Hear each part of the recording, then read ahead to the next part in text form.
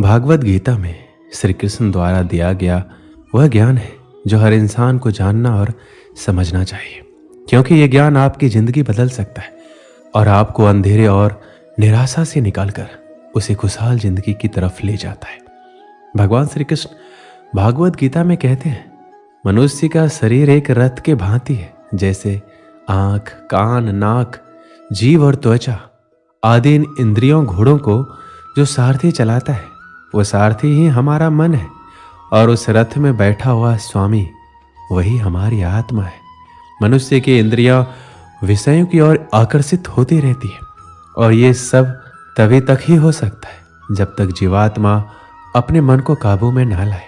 जब तुम स्वयं मन के अधीन ना रहकर अपने मन को अपने अधीन कर लोगे तो वही मन एक अच्छे सारथी की तरह तुम्हारे शरीर रूपी रथ को सीधे प्रभु के चरणों में ले जाएगा।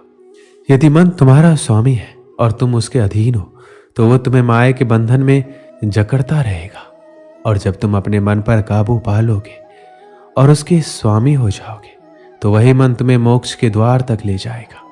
श्री कृष्ण द्वारा भागवत गीता में जो हमें सीख मिलती है वह है, फल की आशा मत करो बल्कि कर्म करो। भागवत गीता में भगवान श्री कृष्ण अर्जुन को समझाते, हे अर्जुन, इस संसार के सभी मनुष्य को, सभी प्राणियों को हमेशा कर्म करते रहना चाहिए और फल की आशा कभी नहीं करनी चाहिए, क्योंकि फल की प्राप्ति उसके हाथ में नहीं होती, लेकिन कर्म उसके हाथ में होता है।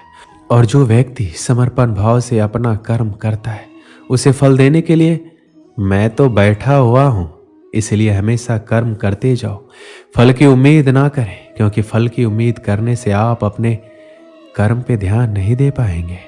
कर्म करने वाला व्यक्ति आज नहीं तो कल जरूर सफल होता है, लेकिन अकर्मण्य व्यक्ति जीवन में कभी भी सफल नहीं हो पाता। इसलिए अगर आप सफल होना चाहते हैं तो अपने कर्म पर पूरा ध्यान देने की जरूरत है और हमेशा से ही अच्छे कर्म करने चाहिए, जिससे आपको अच्छे फल की प्राप्ति हो। अगर कर्म करने के बावजूद आपको अपने मनचाहे फल की प्राप्ति नहीं हो पा रही है तो कभी भी निराश नहीं होना चाहिए, बल्कि श्री कृष्ण पे भरोसा कर आगे बढ़ने की चेष्टा करते रहना चाहिए। यकीन मानिए, भगवान आज नहीं तो कल आपको सफल, समृद्धि और आपके कर्मों का सही फल जरूर देंगे। हमेशा हमें अपने धर्म के अनुसार कर्म करना चाहिए, अर्थात यदि कोई बच्चा विद्यार्थी है तो उसे पढ़ने में ही ध्यान देना चाहिए। सैनिकों को अपने देश की रक्षा, राजा को अपने प्रजा की रक्षा, माता पिता को अपने संतानों को प्रेम, बच्चों को अपने बूढ़े माँ बाप की सेवा तथा शासक को शासन करना चाहिए। श्री कृष्ण ये कहना चाहते हैं, हर व्यक्ति अपने कर्म को सही रूप से करेगा तो इस समाज में हमेशा संतुलन बना रहेगा, फिर कभी भी किसी को किसी से परेशानी नहीं होगी।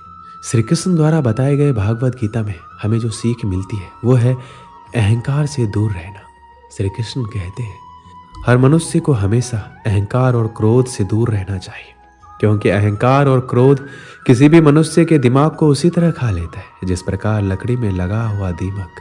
अहंकार और क्रोध से वशीभूत व्यक्ति समाज में जहां भी जाता है वहां दूसरों से परेशानी होती है, क्योंकि वह हर व्यक्ति में अपने प्रतिद्वंदी की भावना को देखता है, जिससे उसकी बुद्धि और विवेक की भावना खत्म होती चली जाती है। भागवत गीता में कहा गया है कि हर व्यक्ति को आत्म मंथन करना चाहिए, क्योंकि आत्म मंथन अहंकार को खत्म कर देती है। श्री कृष्ण कहते हैं, अहंकार व्यक्ति को अज्ञानता की तरफ ले जाती है, इसलिए जीवन में सफलता चाहने वाले व्यक्ति को हमेशा अहंकार और घमंड से दूर रहना चाहिए। आलस्य, कायरता और डर मनुष्य की सफलता के दुश्मन है। श्री कृष्ण कहते हैं, आलस्य, डर और कायरता मनुष्य के वह दुश्मन है जो उसे सफल होने से रोकते हैं। अगर आपको सफल होना है तो आपको अपना आलस्य त्यागना होगा। अगर आप आगे बढ़ना चाहते हैं तो आपको डर छोड़ना होगा। मनुष्य के विचार ही मनुष्य का निर्माण करते हैं। मनुष्य के निर्माण उसके विचारों से ही होता है और मनुष्य जैसा सोचता है वैसा ही बन जाता है। इसलिए हर मनुष्य को हमेशा सकारात्मक और अच्छे सोचों के साथ ही अपना जीवन बिताना चाहिए। भागवत गीता में मन को बहुत ही ज्यादा महत्व दिया गया है, इसलिए भगवान कृष्ण द्वारा हर मनुष्य को अपने मन को नियंत्रण में रखने की बात कही गई है। मन ही हमारे सारे दुख और सुखों का कारक होता है, इसलिए हम अपने मन को नियंत्रण में कर अपने सुख और दुख पर विजय प्राप्त कर सकते हैं। भगवान श्री कृष्ण कहते हैं कि अगर कोई व्यक्ति अपने मन को नियंत्रित में कर लेता है तो वह उन सभी बुराइयों पर नियंत्रण पा लेता है जो उसे जीवन में आगे बढ़ने से रोकती है या दुख देती है। इसलिए अपने मन को हमेशा अपने नियंत्रण में रखना चाहिए। उसे कभी भी किसी भी चीज से विचलित नहीं होने देना चाहिए। कहा जाता है कर्म ये धर्म है, इसलिए हमें कर्म करते रहना चाहिए। फल अपने आप हमें मिल जाएगा। इस दुनिया में जितने भी लोग सफल हुए हैं सब लोग अपने कर्म के लिए ही हुए हैं। उन्होंने बिना कुछ सोचे समझे नकारात्मक बातों को अपने से दूर रखकर अपने कार्यों को पूर्ण किया और आखिरी में उन्हें सफलता प्राप्त हुई। जो भी मनुष्य अपने जीवन आध्यात्मिक ज्ञान के चरणों के लिए दृढ़ संकल्पों में स्थिर है वह समान रूप से संकटों के आक्रमण को सहन कर सकते और निश्चित रूप से यह व्यक्ति खुशियां और मुक्ति पाने का पात्र है। अगर आप अपने लक्ष्य को पाने के लिए दृढ़ संकल्प ले लेते और दिन रात कड़ी मेहनत करते तो आपके रास्ते में जितनी भी संकटें आएंगे आप उनको पार कर जाएंगे। जो खुशियां बहुत लंबे समय के लिए परिश्रम और सीखने से मिलती है, जो दुख से अंत दिलाता है, जो पहले विष के समान होता है परंतु बाद में अमृत के जैसा होता है, इस तरह की खुशियां मन की शांति से जागृत होती है। जब कोई व्यक्ति अपने लक्ष्य पर सफलता प्राप्त कर लेता है तो उसके जीवन के सभी दुख अपने आप खत्म हो जाते, जीवन में नया उमंग और खुशियां भर जाती है।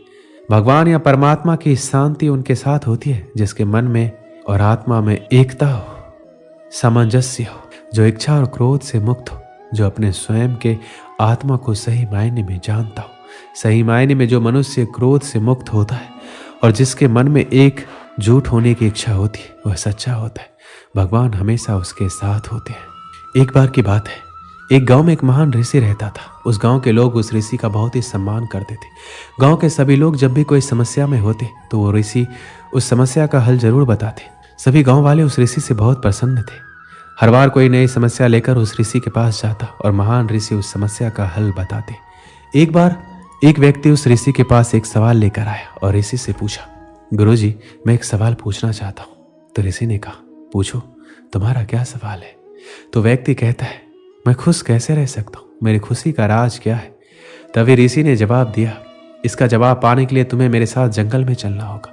कुछ समय बाद वह व्यक्ति खुशी का राज जानने के लिए ऋषि के साथ जंगल में जाने के लिए निकल लेता है और दोनों जंगल में जाते हैं। तभी रास्ते में एक बड़ा पत्थर आता है और ऋषि उस पत्थर को अपने साथ लेने के लिए उस व्यक्ति को कहता है। वह व्यक्ति ऋषि के आदेश को मानते हुए उस पत्थर को अपने हाथों में उठा लेता है। कुछ समय बाद उस व्यक्ति को उस पत्थर से हल्का दर्द होने लग जाता है। वह व्यक्ति इस दर्द को सहन कर लेता है और चलता रहता है। काफी समय तक वह व्यक्ति उस दर्द को सहन कर लेता है, लेकिन जब उसे दर्द ज्यादा होने लगता है तब वह ऋषि से कहता है, मुझे दर्द हो रहा है, मैं थक गया हूँ। तभी ऋषि कहता है, इसे नीचे रख दो। वह व्यक्ति पत्थर को नीचे रखता है, उसे राहत मिलती है। फिर मुनि कहते हैं, यह है तुम्हारी खुशी का राज। वह व्यक्ति वापस पूछता है, गुरुजी मैं समझा नहीं।